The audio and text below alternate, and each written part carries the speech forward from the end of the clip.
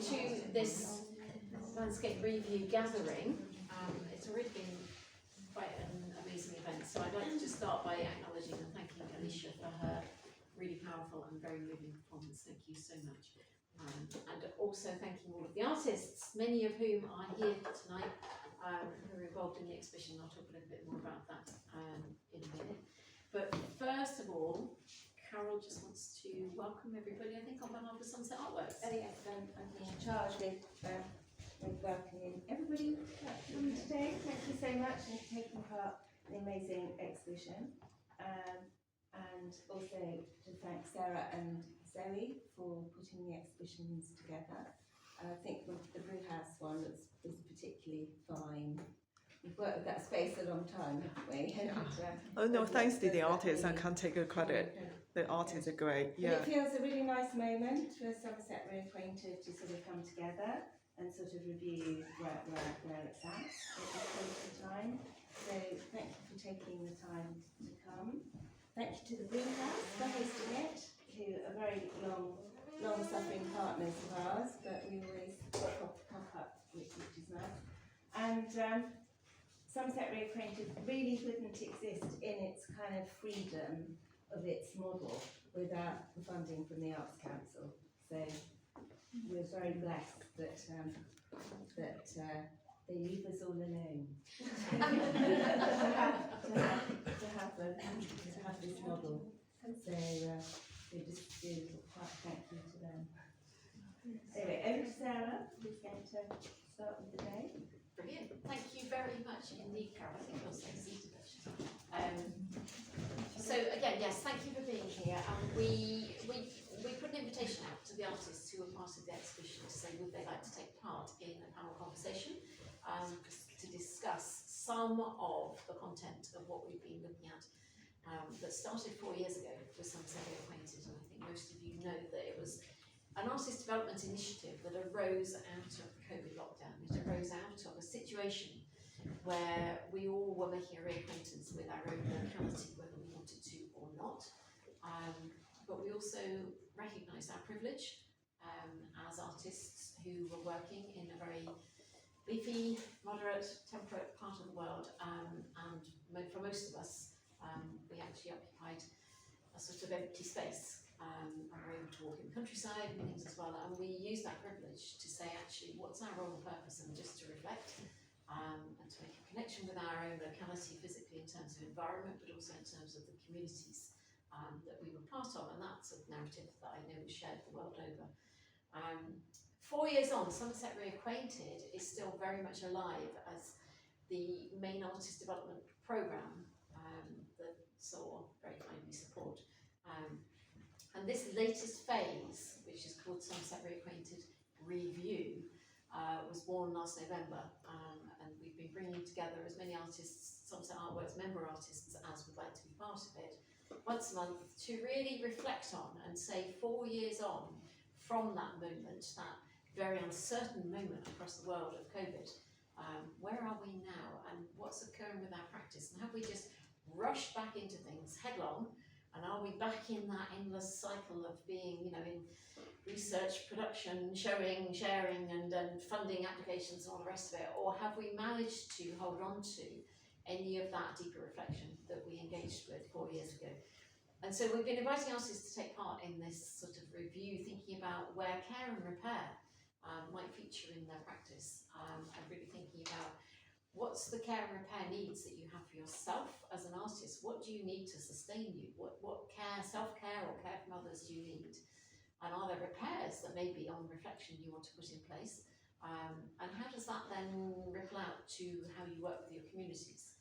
And how does that then ripple out to how we make contact with the natural environment that we inhabit as well? And think about care and repair with all those dimensions. So what we've been doing is looking at all of that and making an invitation to those artists to say, how does that look for you? And how might that manifest within your practice? What does that look like when you make your work? And what we've got here in this fantastic exhibition are the results of that process of review. And I thought for me, the most useful thing is just to share, just to kind of frame this conversation a little bit, a few of the words that the artists used when they were invited to talk about their work in the exhibition. And the words, they're up on the interpretation text there, but they seem like the perfect frame really.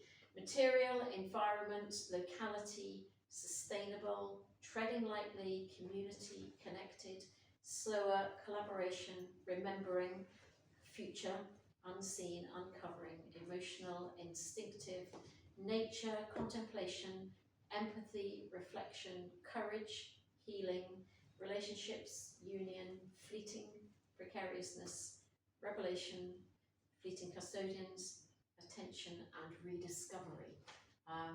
Now, when I was just going through all the statements and found those words and isolated them, all of you put those words, they're in your statements.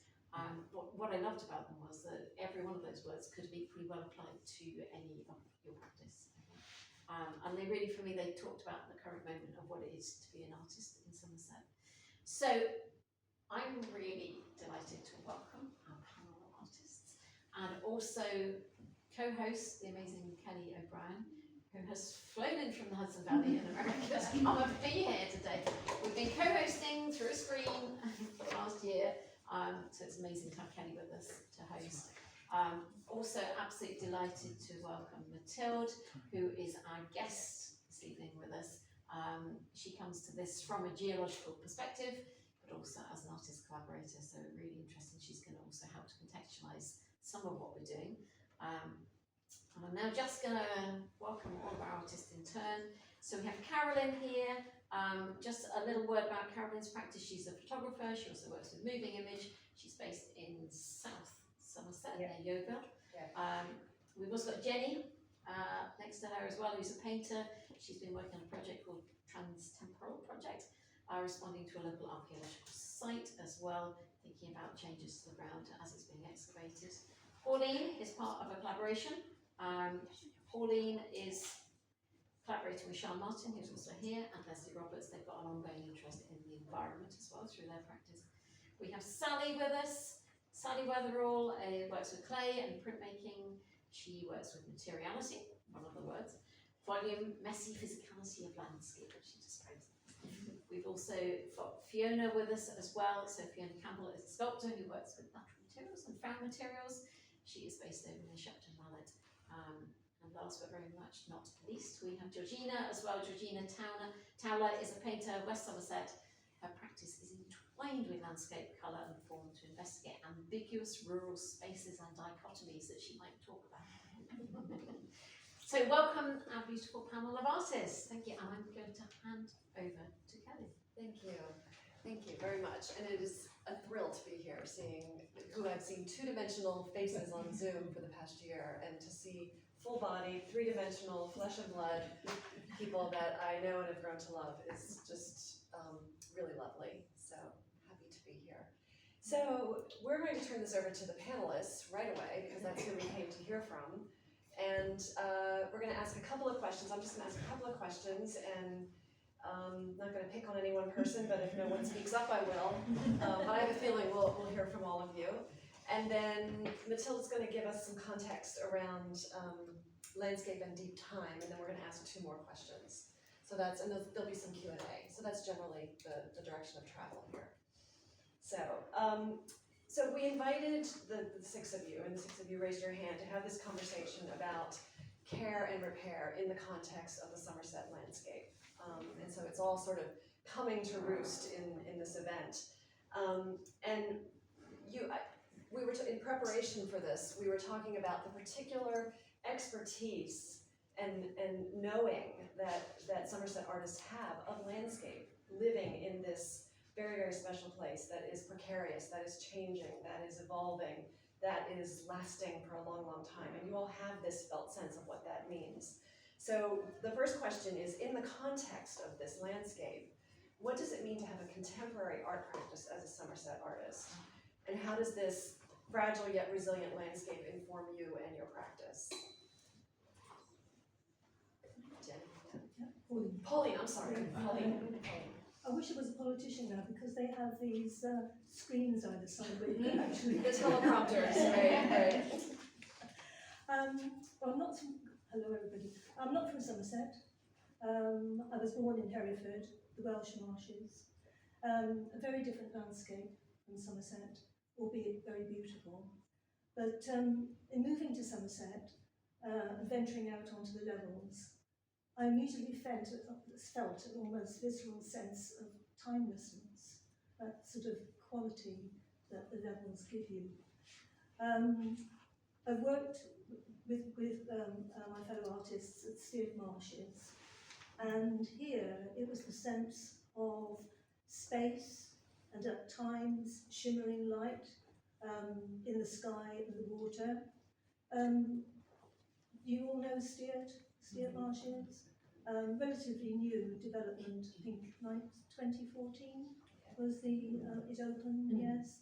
And being new and working at that time, or not long after it had opened, I was aware of the patterns and the shapes made by the water, as well as the occasional surprise of the flights of birds or murmurations.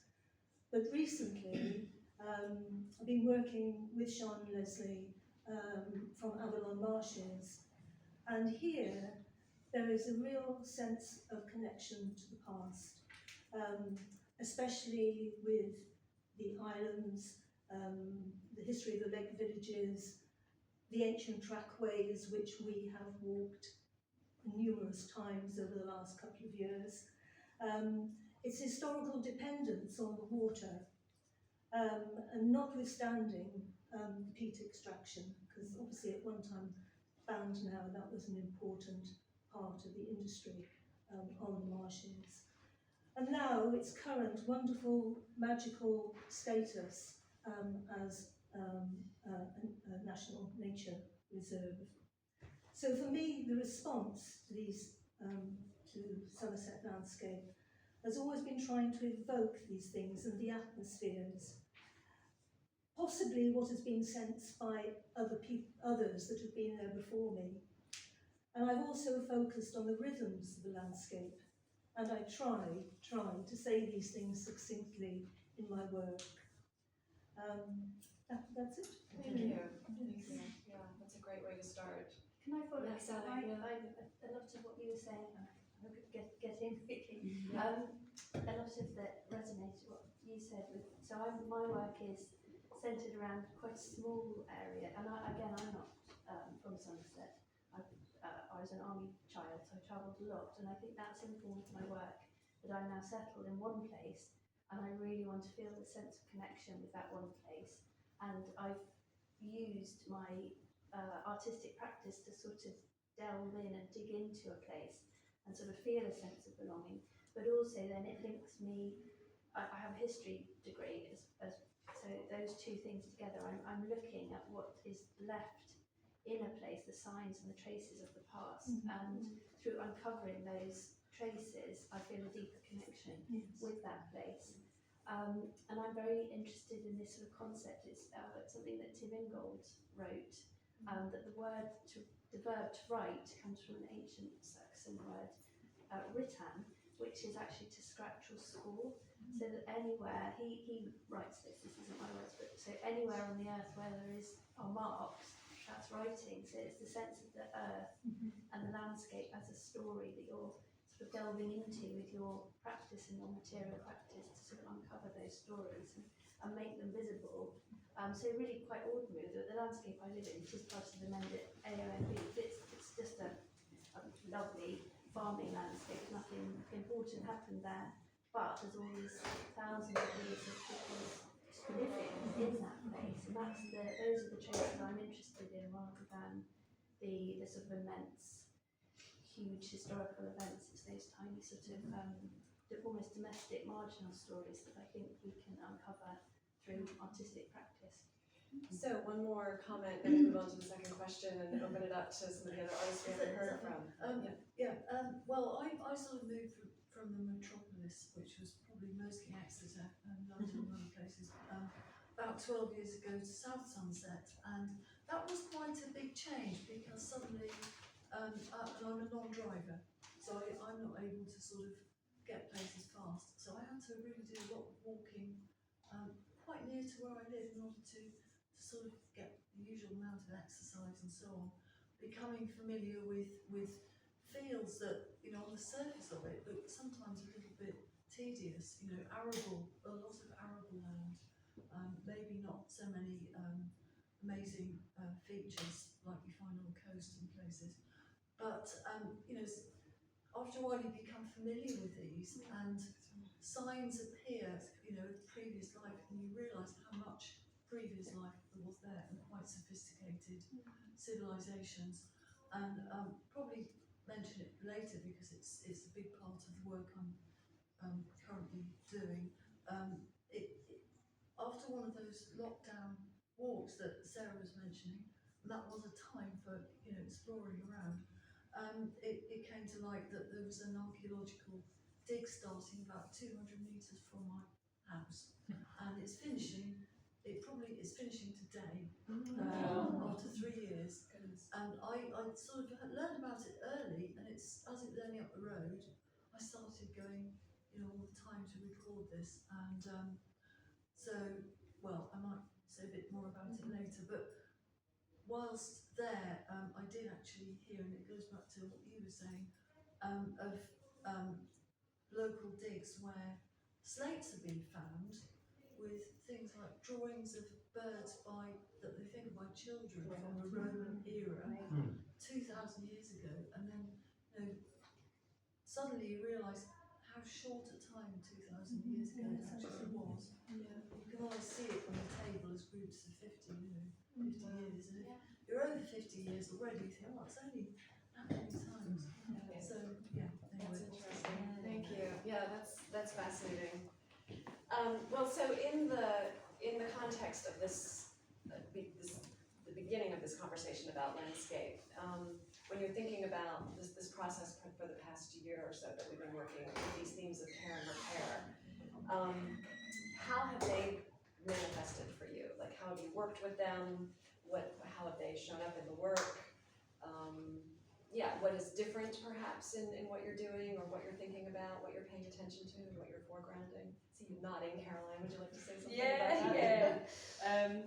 I was thinking about like my practice, which is predominantly sort of photographing and capturing with light, and care and repair manifests through my work at the moment through foraging from the land and the sea, and thinking about, like, as a sort of fairly recent 10 years ago, moving to Somerset, again, finding these brown fields and thinking, how am I going to be inspired by those? And in lockdown, being landlocked, and suddenly finding fossils that are, so you were talking hundreds and thousands of years ago, but this is millions of years ago, finding these sea creatures in the fields, and foraging those and using them in my practice and video work. And I'm also working with the tide line and seaweed and reimagining deep sea scenes with my work in the big gallery. I was wishing we were having the panel discussion in there. Is the panels of the long blue cyanotypes. So just really thinking about integrating recycled materials, delicate materials, eggshells, linking back to the domestic, and how we care for our families and how we were cared for when we were growing up.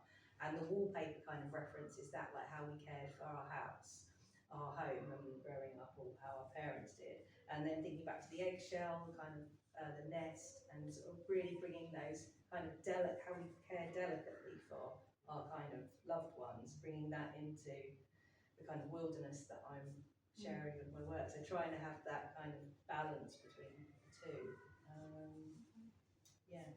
Thank you.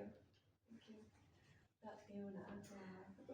I mean, I think lockdown was crucial in my approach to care and repair. Although I use recycle found and waste materials generally anyway, but I think in lockdown I just sort of took a deep dive into my own sort of surrounds me, my garden really, and just tiny little things I was finding and thinking, just the minutiae became much more sort of important and valuable. So I started taking much more notice of just pretty much anything and putting it together in interesting ways. And I guess I'm still trying to do that. So that was sort of prompted by the kind of that sort of very meditative time when we had time to think and breathe. But although life is getting faster, I tend to spend time hand stitching and weaving and wrapping, and I find that kind of very repetitive meditative process really helpful to my sense of well-being, and so that slowness of it and just sort of handwork is really important. So I do make quite large pieces. The silk structures I got at Zigzag as part of As Old as the Hills, very much about the Evelyn Marshes, going back to the Sweet Track and sort of history, deep time history of this area as well. But although they're very big, they've got an enormous amount of sort of real labour intensive work involved in them. So, taken hours and hours, and only I know that, unless I tell you. You might not even see that in it, but that's what it's about to me, is sort of giving it that time and care and attention, and repairing old things, just putting things together that might be quite, what's the word, juxtaposing incongruous things together. Thank you. Yeah. Georgina, do you? Yeah, it's interesting listening to you talking about the repetitiveness of a process like stitching, and I think for me that definitely happened in the cutting that I was doing my work sort of over the last 12 or 18 months, which actually, thinking about it as you were saying that, really came from my painting, and I'd been going through this whole process of painting a particular line of trees in this very vertical fashion, and then started seeing this repetition, and that sort of coincided with a whole host of changes in my life that happened over that, particularly last year, of my nana passing away, breakdown of a relationship, moving away from somewhere that I basically was painting a tree line I was seeing every day, and then left the relationship and had to finish painting this series of trees, no longer in that place, but felt that I needed to work my way through the trees. But in that process, I started then cutting paintings up in this very similar repetitive fashion of this very specific width of this metal ruler that I had, and referencing the way that I was painting, but in a more physical way. And it was definitely a process of, I think for me, the care and repair was sort of it was a cathartic kind of thing, of letting go and allowing things to turn into something else, seeing the way that one thing can turn into something else. And then actually taking the paintings back into the landscape itself, which sort of doing this full circle of, I suppose, kind of healing process, but then the stitching has now become more involved, which again brings that kind of slowing down and meticulous kind of way of working. Yeah, I was appreciating what you're talking about, sort of almost destruction. Yeah. That then transforms into something new. Yeah. That's interesting. Can I say something Of course. too about this? Because as a group of artists, Sean, Leslie and I developed a support system which carried us through the pandemic. And we developed, because of the work that we did through Somerset ReAcquainted, we had a direct connection to our immediate surroundings because of the work that we were encouraged through Somerset ReAcquainted. But we embarked at that time, it was a difficult time obviously for all of us really, but we embarked on a collaborative process. And that collaborative process was where we decided to share pieces of work. You can see it, I can identify this actually in the exhibition. We shared pieces of our own work with each other, and that provided a stimulus for the receiving artist to develop, to look at, to develop work from. And that has basically, helped to spark enthusiasm, as well as this integral support system that got us, that helped us through the pandemic, basically. Yeah, it's lovely. So, to widen the conversation a bit and talk more broadly and deeply about landscape, we've invited Matilda here to cast her expertise as a geologist and lens as an artist on the conversation. So I'd like to turn this over to you. So yes, geologist by training, artist in the making maybe, or certainly artist collaborator, not necessarily an artist per se. But yes, so I come to this gathering from my work in Somerset, looking at the geology through, in particular, working on projects for the last few years with Sarah. So it's brought me from Bristol into Somerset and discovering the landscape of Somerset and looking at it in particular through the lens of how artists might view it or interact with it. And so I've had conversations with a few of you through the last few years and this evening about, and hearing as well in your sharings now, about how we pay attention to landscape and what elements of it jump out at us, and how we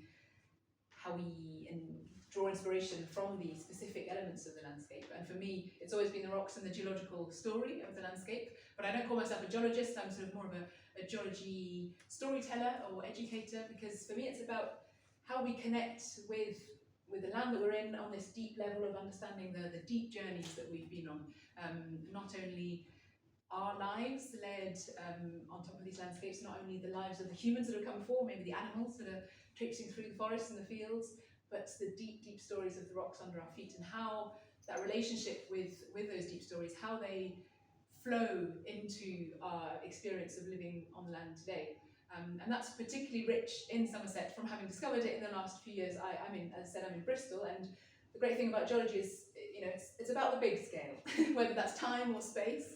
And so the geology of Bristol, sort of ripples through down into Somerset, and it's been really wonderful to expand my knowledge and understanding of the geology of the area.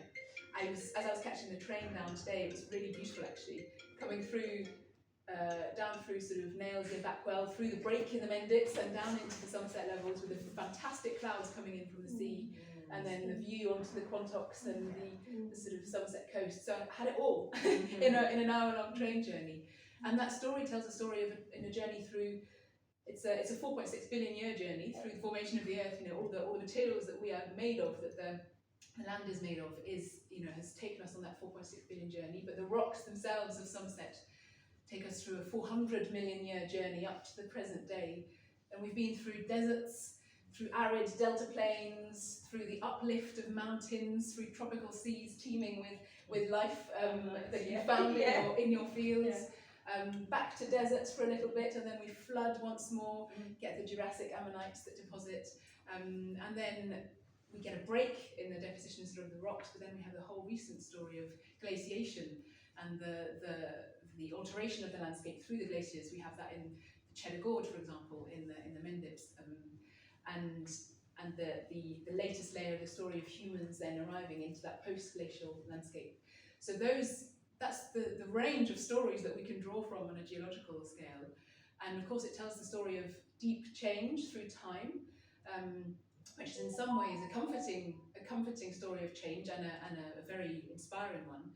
But it puts in such stark contrast the change that we live through in the landscape today. And I'm sure in living in Somerset and witnessing these landscapes as you do as artists, with close attention, you're so aware of the ways in which the landscapes are changing and the environments are changing around us. And Somerset is a story of flooding and water receding and coming back again through its geological story, but also in recent history. And that's what we're witnessing today. So I think the paying close attention to landscape is the common ground that I've found between sort of the artist's approach of things that jump out at us and make us want to investigate further, and those geological stories that I sort of burrow into and find my way through. Hopefully that's given some wild. That's fantastic. It's blowing my mind.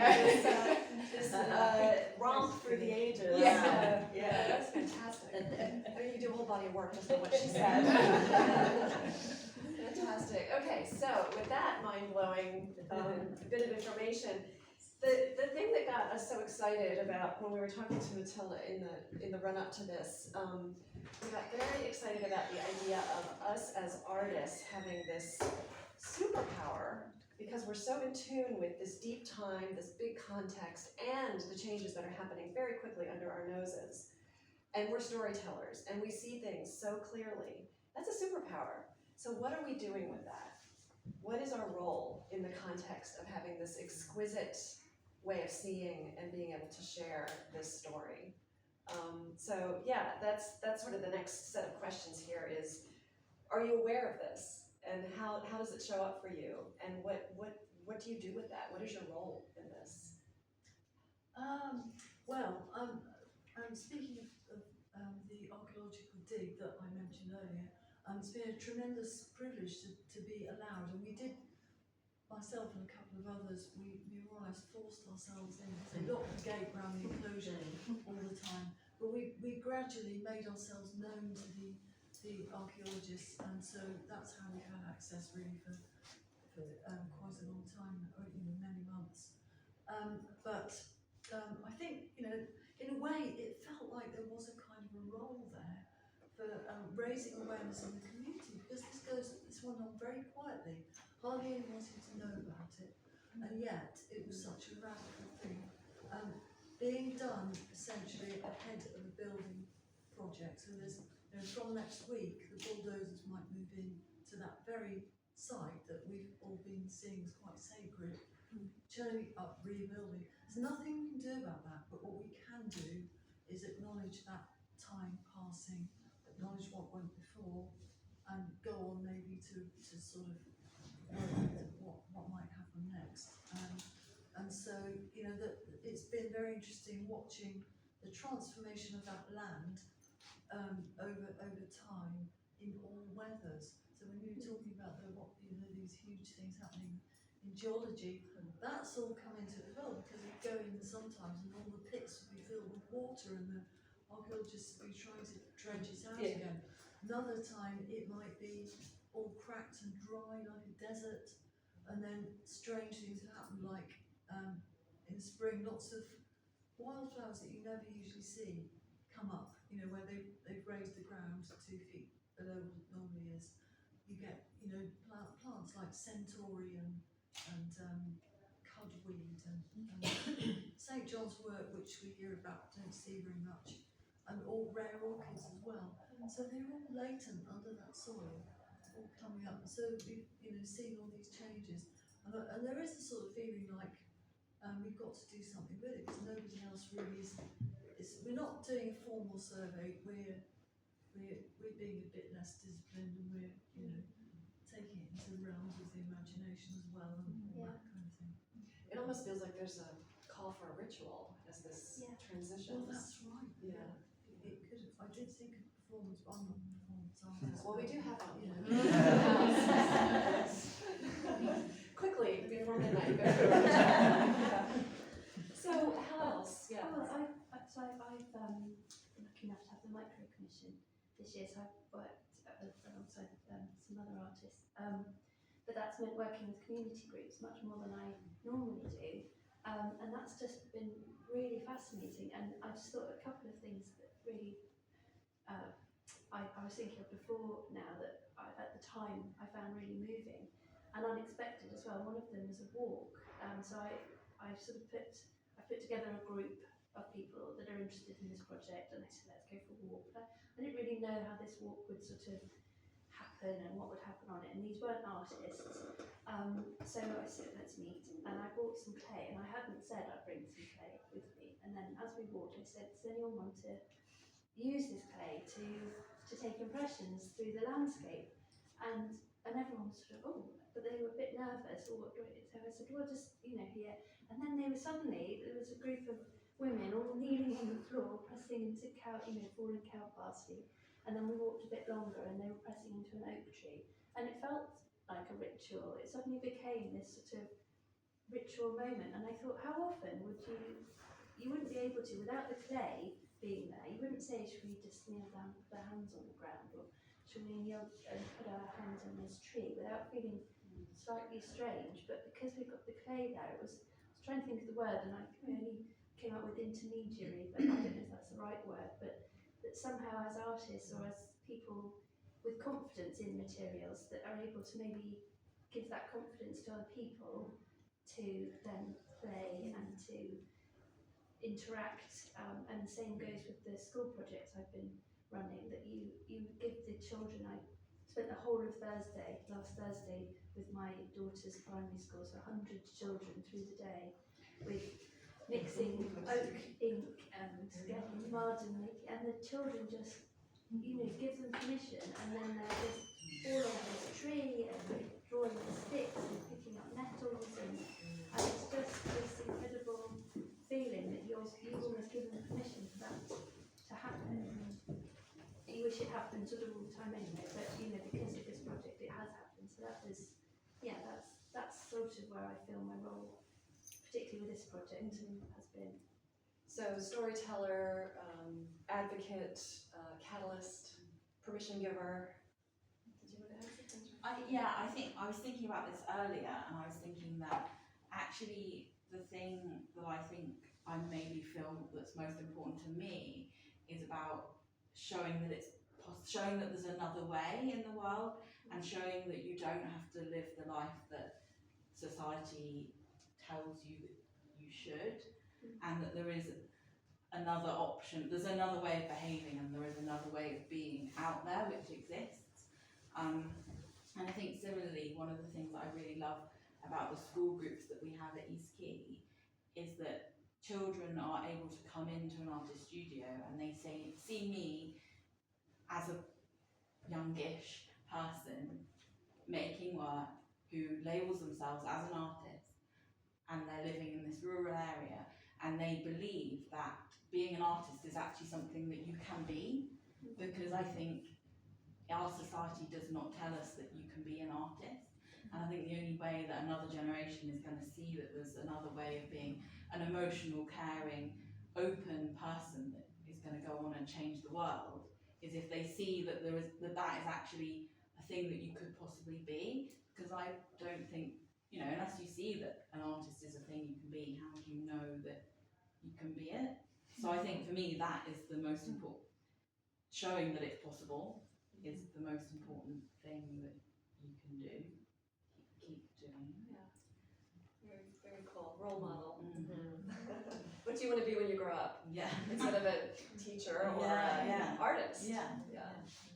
On a slightly different track, one of the things that we realised, especially after the first show that we did in 2017 based on Stuart Marshes, was that this wonderful place wasn't known by people. People, even though they were local people, were coming in and saying, well, where is this? And through that show, we realised that we were actually catalysts for informing people that this place exists. And now, with Avalon Marshes, exactly the same thing has happened. People have been coming to our show and talking about the work. We're talking about Avalon Marshes as well. And those aren't just local people. Those are people from, we've had international visitors, haven't we, Sean? People from, abroad, as well as local people. And you kind of feel that you hope that what you're doing as well is raising awareness of this absolutely fantastic place. Yeah. We've also got sort of signposting at Avalon Marshes. Sean has got an installation there, and we've got walking sessions and also workshops. So again, the aim was that through these events that we would in fact relate the two things, the Black Swan exhibition and the Avalon Marshes together, but also the business of raising awareness of a magical place. Thank you. Yeah, it reminds me of one of my favorite quotes from Mary Oliver, who's an American poet, and she says that attention is the beginning of devotion. Yes. And I'd love to connect the dots between what you're doing, what we're doing as artists, by focusing attention on something to invite people to fall in love with it. And if you love something, you're going to want to care for it. Yes, absolutely. And so I think that line is very. Yes, I think that's really what we're talking that's about. really pertinent. Yeah, attention is the beginning of devotion. So we have one more question. Do you want to weigh in on this last question, which is, where do we go from here? What are we going to do next? What are you going to do next? And then we'll invite the audience to kind of weigh in on that. But where does this lead us? Where does this lead you? Well, Yeah. I'll just Yeah. kick off. I mean, I was going to answer the other one, but I think really it's just a follow-on. I think working with community, increasing audiences, trying to make work that has an emotional value to other people. I think that's the way to sort of spread the word.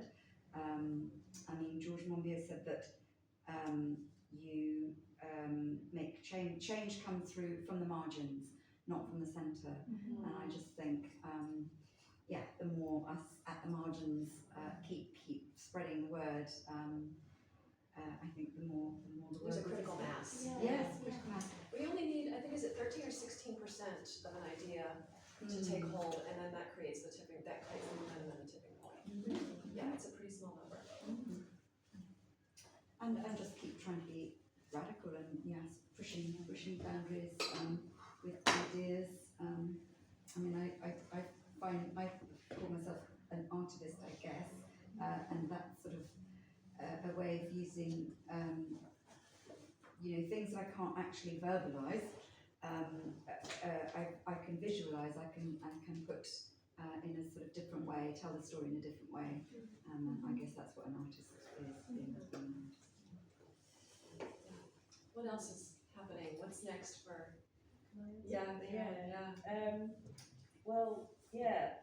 I just wanted to answer something just from the last question, then bring it into this question. That when I was finding fossils in the fields, what amazed me was that the local people in my village, they weren't amazed. They were like, oh yeah, they've got them lying in their garden. I went into school, Both sides of the building. And they were like, yeah, we've got loads of those. So, but then I did manage to get the community excited and reimagining it again through what I did. So I'd like to kind of continue in that way of keeping on looking at my locality, at the nature, at the geology, and bring that into my practice, and get local people involved as well. And I'm going to continue experimenting with being more sustainable. And the latest thing I want to do is create a silver-based, well not a silver, a developer based with seaweed for silver-based film. So moving away from the toxicity of the dark room to be doing that. And I'm doing some underwater photography training this weekend, so I'm going to be diving, photographing with analogue film and foraging seaweed, and then bringing it back to the dark room the week after to develop it. So it's that kind of thing. Cool. Can't wait.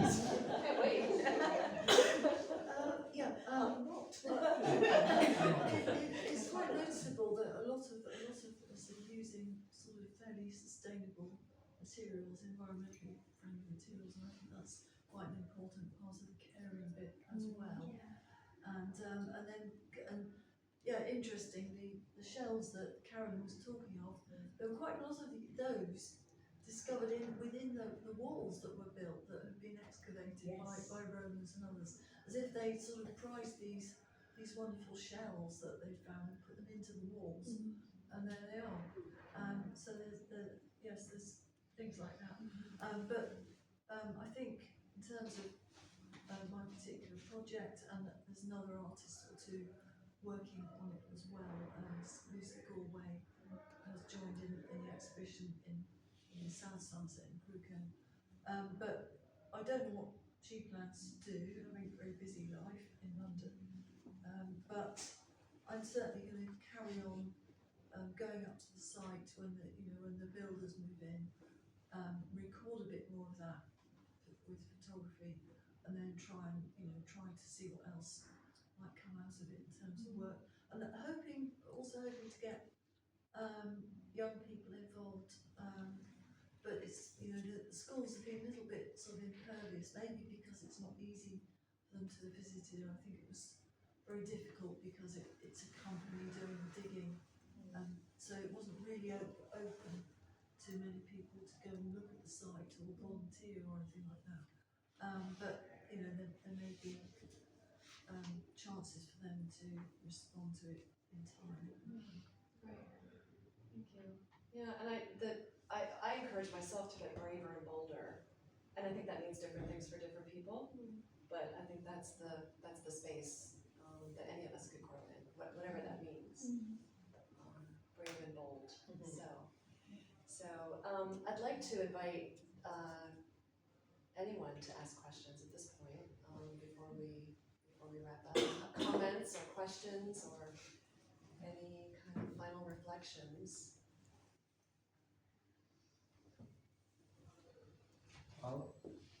Yeah. Well, do maybe a comment and question. So I'm Mathilde's brother, and she's kind of like someone talks about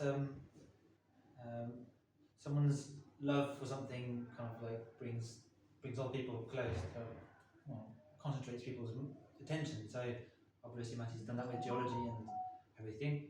So my question is maybe related to that. So you talk about the past and then how now we're seeing what's been created, but then we can imagine what's going to happen. So the sea rise, there's lots of floods here, and you can imagine more sediment happening here, and then more history being buried, and then And then you were talking about taking pictures underwater, so you can imagine like this is underwater at some point.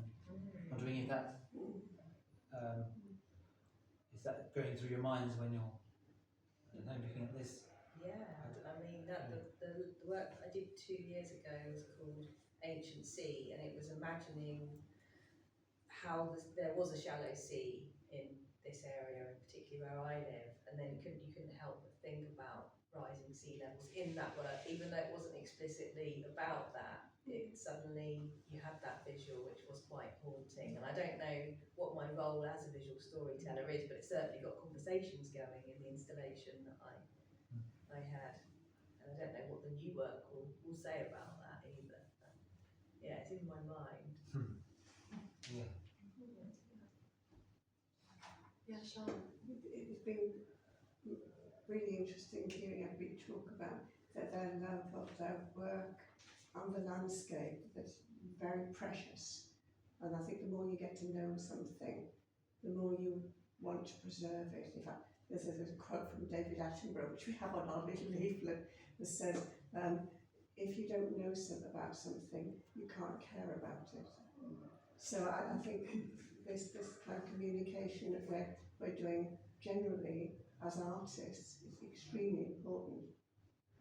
But the other kind of caring which I felt very, very deeply is in collaborating with the two artists I've been exhibiting with, and how much affection and trust you didn't realise you were building up.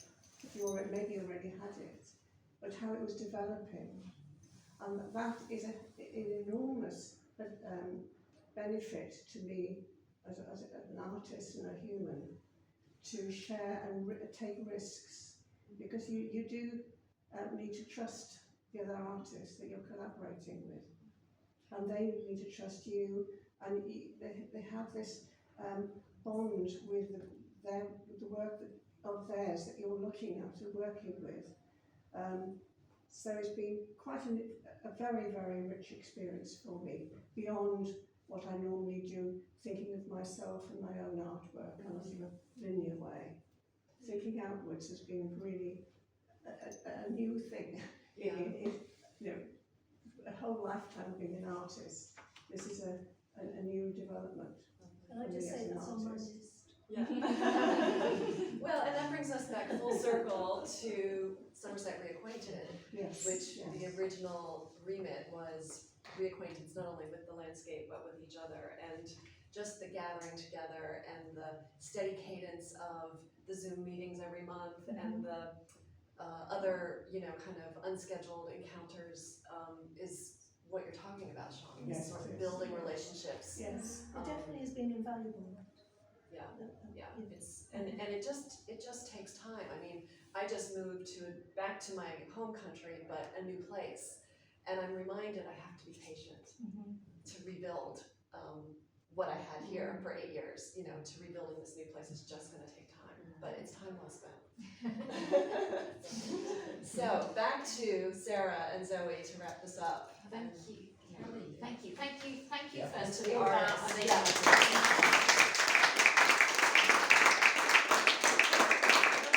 I'd also really like to thank Fiona and Jenny as well for offering the opportunity to actually make something as well, which is wonderful. And it was very difficult being a sheeplog, as Ian described me earlier on, trying to move people away from an exhibition that they really wanted to be part of, and then trying to move them away from making that they really wanted to do. And I felt like the big bad guy. But anyway, thank you very much indeed for that. But I've also got an observation talking about where we go next before we just stop completely. And a lot of what's driven Somerset ReAcquainted are moments like this and conversations which are, hey, we really ought to do this next, or you know, everything is born out of everything we've done. And asking that question about where we go next, and listening to Carolyn talking about how the people in the community were not surprised by what she had found. I would love us not just to be collaborating with each other as artists, but with the farmers and with the land custodians who know that land and understand that place already. And they've got generations of research to bring to it, because we're all scratching the surface, but they plough. So that's kind of where I'm at, where we go next. I think I was just saying that this is what the archaeologists did for us as well, because they have all the knowledge. You know, we're only observers, but they have all the knowledge, and they actually dug under the earth almost kind of for us, and to reveal things constantly. You know, over 100 skeletons, I think, and from different eras, and you know, all kinds of artifacts that showed how people lived and worked in this place. So yes, there are lots of people out there who. Well, it was really noticeable that all of you, none of you are originate from Somerset. You're all coming from other places, and that's such an exciting mix then, because you bring a fresh, new perspective and curiosity to stuff which people take for granted and don't realise is magic. You know, and that's a potent mix, isn't it? So thank you very much to all of you. Thank you to Kelly. Thank you to Mathilde. Thank you, Mathilde, for telling us that the Ice Age is recent. Which didn't escape my notice. But thank you for all of you for coming along as well. Now, we really are very keen to catch, because we know we've got a lot of artists, many artists in our audience. We're very keen to catch from you guys. What are you going to take away from it? What are you going to do next? And I don't, what are you handing out now? Sorry. The feedback, okay. Okay, well, before you look at that, something which is a necessary thing, obviously. We're really keen to know what you might take forward from this experience today. And we've got the hashtag Somerset ReAcquainted, which has been running for 4 years on Instagram. And we would love you to post a thought. If you're an Instagram user, and if you're not an Instagram user, would you be happy to use old-fashioned email and send us a thought about what you might take away, what's your future coming out of this, what's your future action? And all of you guys, use that hashtag Somerset ReAcquainted. That's our way of catching. That's our way of, it's our trawling net that we catch everything from this project. So if we can invite you to do that, would be amazing. Zoe, is there anything else that you need? And there's a kind of follow-up if any of you are sole member, so come to the AGM on the 28th of November.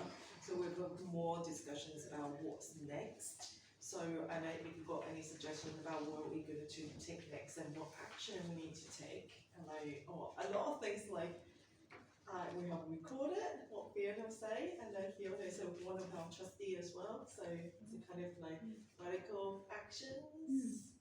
Yeah, change. That's the things that have been recorded. So come to the AGM, and also it's like, can you help me also filling this? This is part of my job. So if you've got any suggestion, please let me know as well. Writing in the back or on the front, and I'll be in touch as well. So I know of you. So thanks, Emily. Can I just catch you all at the end? My name's Emily. I work for Somerset Artworks. On your chairs, you will have had a leaflet about the Makers Matter Artist Development Day. It's happening on the 19th of October at the Rural Life Museum in Glastonbury. And I think it's quite, we wanted to catch you about it today because it's quite a nice sort of logical follow-on from a lot of these conversations, because I think the thing that underpins an awful lot of craft and making is care, those ethics and ideas of care and repair. So we're running it with artist and curator Trevor Pitt, who has worked on our Spinning a Yarn project. Highly recommend you go and see that at the Royal Moment. It's free for Somerset Artwork members, all £5, and to get a ticket, you just need to email me at admin@somersetartworks.org.uk, and it should be a beautiful day of conversation and sharing about sustainability within your practice, longevity, connecting with other makers, and kind of making and craft as a super broad concept. And if you've got any questions, feel free to give me a shout. Thanks very much. Before everyone goes, just to say really briefly, we're going to be here for another hour or so for the exhibition. So having sort of maybe hurried people out a bit earlier on so that you can engage in that, we're here for another hour if you want to come. I hope the bar is open. Yeah, the bar's open. Come and have a relaxed look at the exhibition and chat as well. That would be really nice. But thank you again. Well, thanks everyone. Thank you.